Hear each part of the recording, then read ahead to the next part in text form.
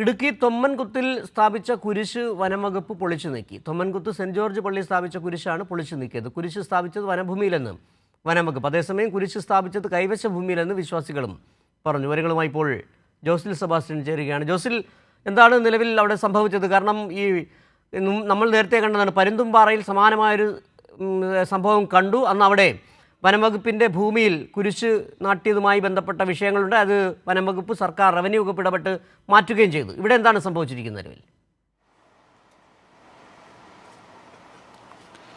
സിജു, ഇപ്പോൾ ഏതായാലും ഈ വലിയാഴ്ചയാണ് ഈ ക്രിസ്തീയ വിശ്വാസികളെ സംബന്ധിച്ച്.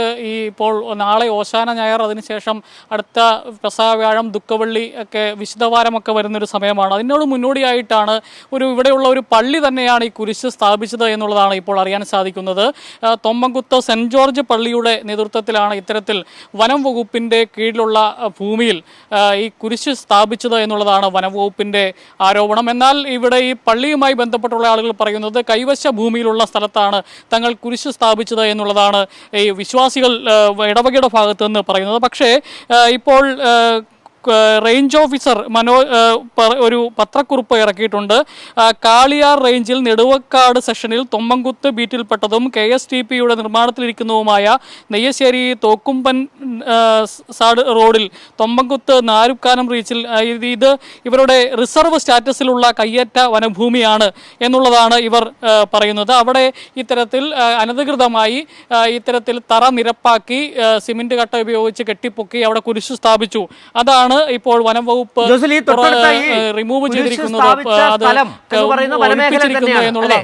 അതിന്റെ സമീപ സ്ഥലങ്ങളെല്ലാം വനമേഖല തന്നെയാണോ? ഇത് ഇത്തരത്തിൽ റിസർവ് സ്റ്റാറ്റസ് ഉള്ള വനഭൂമിയാണ് എന്നുള്ളതാണ് ഇപ്പോൾ റേഞ്ച് ഓഫീസർ ഞാൻ വിളിച്ച് സംസാരിക്കുമ്പോഴും, അതുപോലെ തന്നെ അദ്ദേഹം ഇട്ടൊരു കുറിപ്പിലും പറയുന്നത് ഇത് റിസർവ് സ്റ്റാറ്റസിലുള്ള വനഭൂമിയാണ്, അവിടെയാണ് ഇത്തരത്തിൽ കുരിശ് സ്ഥാപിച്ചിരിക്കുന്നത് എന്നുള്ളതാണ് വനംവകുപ്പിൻ്റെ വിശദീകരണം വന്നിരിക്കുന്നത്. സിജു, ശരി, വിവരങ്ങളാണ് ജോസിൽ സെബാസ്റ്റ്യൻ നൽകിയത്.